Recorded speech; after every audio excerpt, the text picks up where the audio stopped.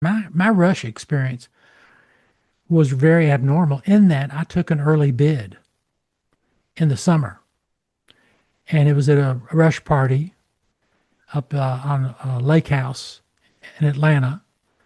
And I don't know, I'm not sure if Rick Bryant did the same thing, but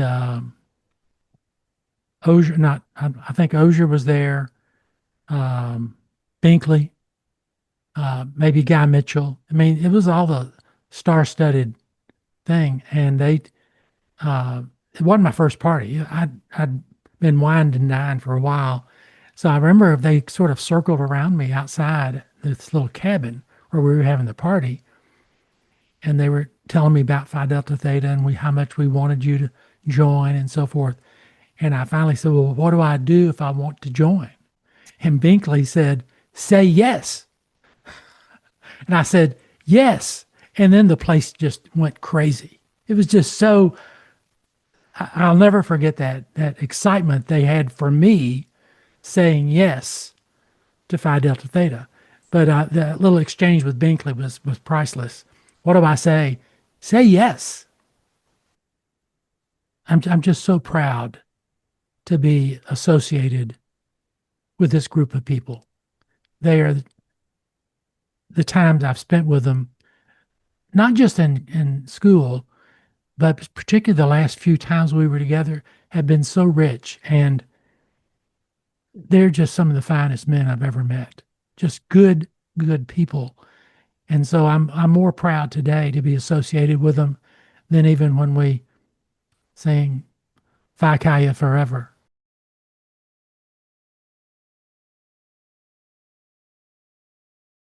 I had no idea how to get in.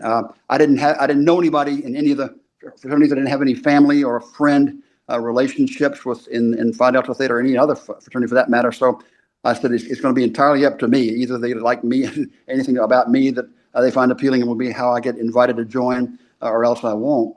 Um, I do remember, we all kind of, all us freshmen kind of talked among each other, and it was pretty clear in conversations that Phi Delta Theta was, if not the best fraternity on campus, it was in the top two or three.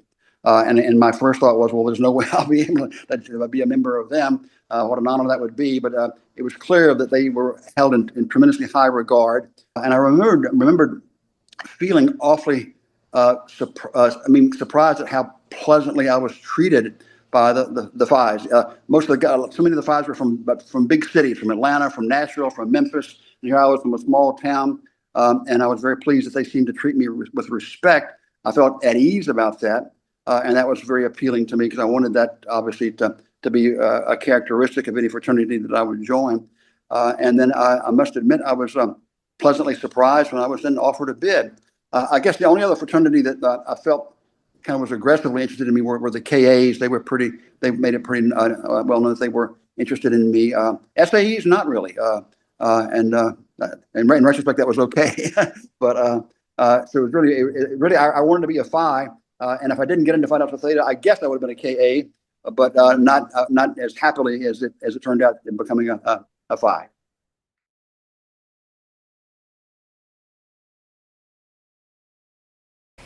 It was sort of a blitz. That's all I remember. We went from one place to another pretty quickly, it seemed like. About it, I do remember going to the firehouse and felt very much at home there.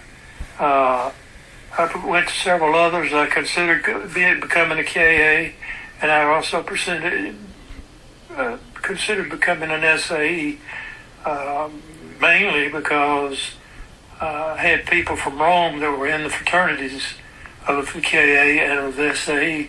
But I don't know, I felt real uncomfortable, but I felt so comfortable at the firehouse that I decided this is where I wanted to be. Do you remember when you got your bid, and did you accept your bid right away, or did you take a while? Yes, I got my bid. I don't remember the day of it, but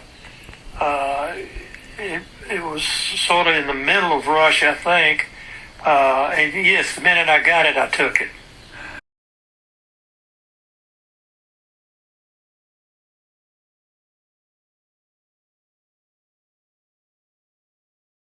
gosh, the Phi Delta Theta was really the only one that I had any interest in. And that was really about it. I mean, it was pretty much Phi Delta Theta, or I think maybe the Kappa Alpha, because I had some fellows from high school here in Houston that pledged Kappa Alpha. That was it. I can't remember anything else. Well, do you remember were there any people in the fraternity specifically that were of interest to you? Oh, Johnny Bruno. Man, Johnny Bruno just really impressed the heck out of me. See, I think what happened was I had an uncle, and he was a very prominent doctor in Memphis. And he had been a Phi Delta Theta back in the early 40s. His name was Dr. Bob Jordan.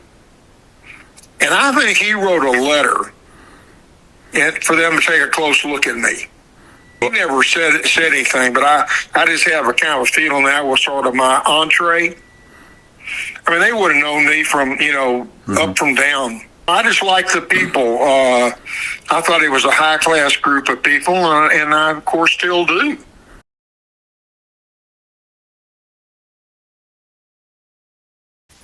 Well, I'm glad we talked about Choate, because my story actually begins with Choate. And no one from Memphis or anywhere in the South knew I was going to Vanderbilt, because I was in the Connecticut pool. And nobody bothered to say, well, who's coming from Connecticut to Vanderbilt? And so I went through Rush. I was pretty much lost in the process, and every house I went in, it was a surprise to them that I was from Memphis and going to Vanderbilt. But at the end of I came down to the last day of Rush, and I had just one bid. It was the Kappa 6, but I liked all of them, and I was going to do that. And I forget how it worked, Jim, but you had one last day, and you went by the last time. And I had come to realize that, gosh, I didn't want to be a Phi, but all the guys I really liked from Memphis and close to are Phis, and Quinlan, and I've always been close. And I said, now I'm curious why I haven't gotten a bid from them, because I knew everybody. And anyway, long story short, I believe I was the last person they gave a bid to on that last day. I didn't intend to be a Phi. I was in the wrong pool. I was lost the whole time. Didn't know what a fraternity was, and it was Alan Meadows that said, Quinlan gave me the bid and asked me if I'd join the fraternity, and I told him, hell yes, that's it.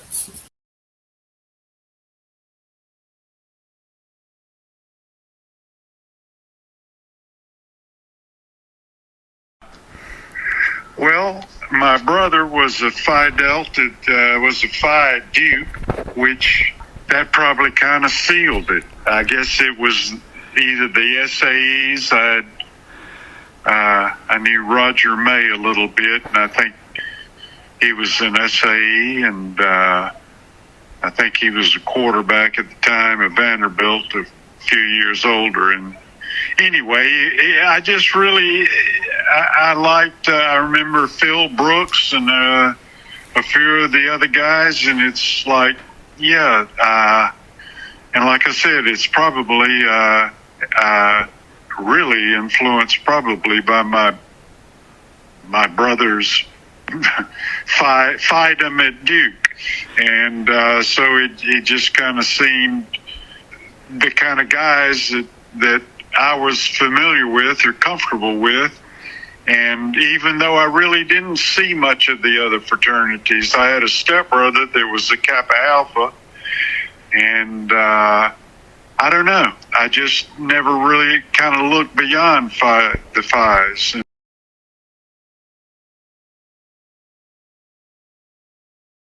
I recall the advice my brother Tom gave me. He said, Kevin, do not pledge early.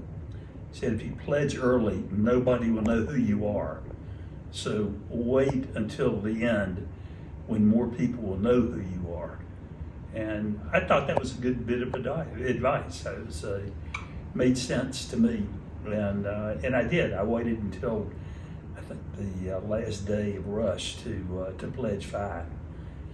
Any other fraternities that you rushed, or was it mainly just Phi? Or no, it was the KAs. Of course, Tom had been a KA, and so I was approached by them and was approached by Kappa Sig and Phi Cap, I think, was the other one. But it was a fairly easy process. There was not a whole lot of pressure. At least I didn't feel a lot of pressure. But it was a lot of fun. I enjoyed meeting the people and holding out until the very end when more people knew who I was and I knew who they were. So that was kind of fun. what made you go Phi Delta at the end of the day? The people, the folks around were good people.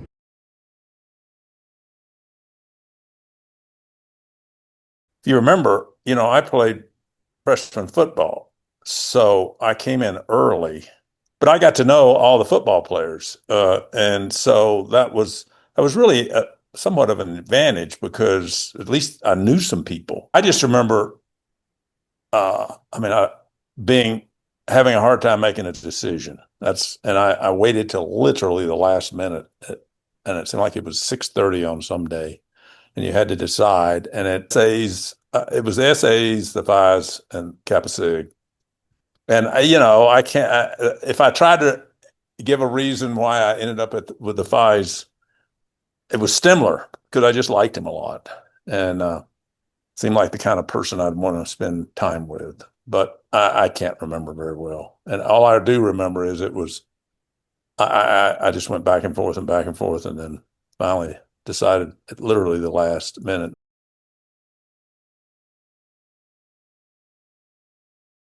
I remember the Phi House. I remember being told that they were the campus leaders, and then given some examples of somebody was president of student body, perhaps, and honor council, and other student organizations. Also, I was impressed with the demeanor and bearing of the people I met, and maybe that would be true at any fraternity else. I don't really remember. My cousin Bill Hughes from Memphis was a member, I believe, at that time. Yeah. I remember those things. I remember liking the people I met there who had already pledged, and I knew Brooke, and I can't rattle off all the Memphian names, but I knew a lot of the kids from Memphis, and that made a difference. And then people who were older than I was at that time, who were from Memphis and who were, brothers in the fraternity, that also was a drawing card. I didn't know much at all about fraternities, Jim. I'd been in a high school fraternity, but even then I thought it was kind of high schoolish.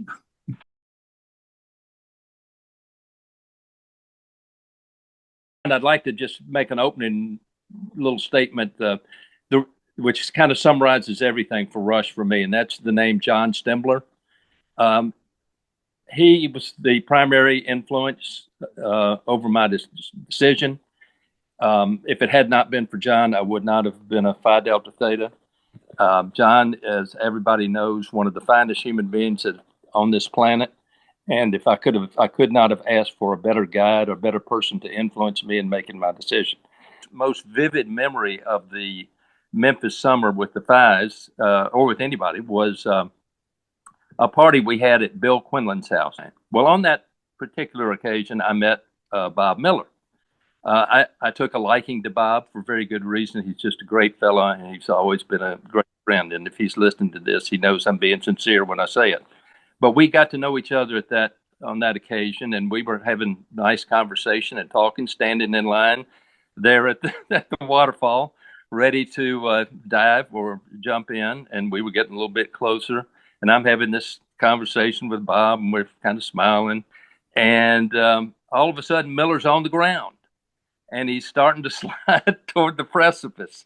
And I reached down and grabbed him. Now, if truth be known, I'm probably embellishing this story just a bit, because I've always wanted Bob to think that I saved him from catastrophe. I probably didn't, but I've always wanted him to believe that. Rush in Nashville was very agonizing. It was a very agonizing decision. Bill Borland and I had become close friends. Bill and I had decided we were going to pledge the same fraternity. I thought I was going to pledge SAE up until very late in the process. I agonized and agonized over how I was going to tell Stemler. Then one day I just sat down and thought and displayed. I was a very immature human being then. And I didn't grow up completely in college by any stretch of the imagination. But in the exercise, in this one decision, I did show some maturity. And I realized that a fraternity with people like Stemler in it is where I belonged. And it wasn't just John, it was all the other guys that I met too, but he was the guiding force. And all I can say is I've made a lot of bad decisions in my life, but that's one of the greatest I ever made, being with those particular people and getting to know all the wonderful people who are, in our class.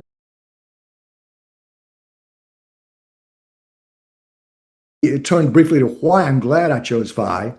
I think it was possibly one of the most important decisions of my life. I found a caring, helpful family of people. And when I was writing this, I almost went to tears, who helped me negotiate the most difficult period of my life. Dot was a wonderful new mother. She was so kind to me, and she took such great care of me, especially when I was down and hungover. And I could never forget Dot. She was really like a mother to me. And then there were all of you, and I don't think I've ever fully expressed how much all of you have meant to me over the years, even after our time together. And all of your friendship, acceptance, tolerance of me, and the guidance and inspiration helped me change deeply and bring out the best in me and help instill the values and attitudes that have been central to my finding a life of meaning and purpose. And this wouldn't have been possible without having had all of you as brothers in the bond. No, I just kind of like to thank everybody for all the kindness and wonderful memories over the years. And it's really been sustaining. And it's really hard to realize at the time, the momentousness of one's decision like that. It's, and I feel, very lucky, kind of blessed that I was able to make that choice. It's, and I'm so glad I did.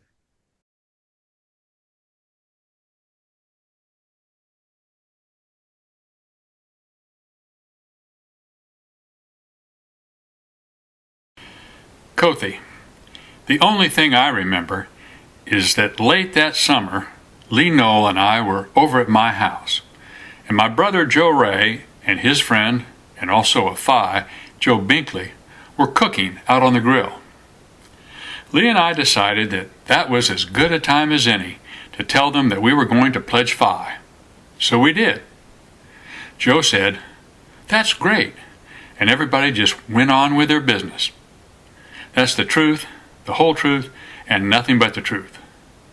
Pat. Singing Phi Delta Theta, Phi Delta, brothers, why don't you sing, for it's the grand old fraternity. Phi Delta Theta, Phi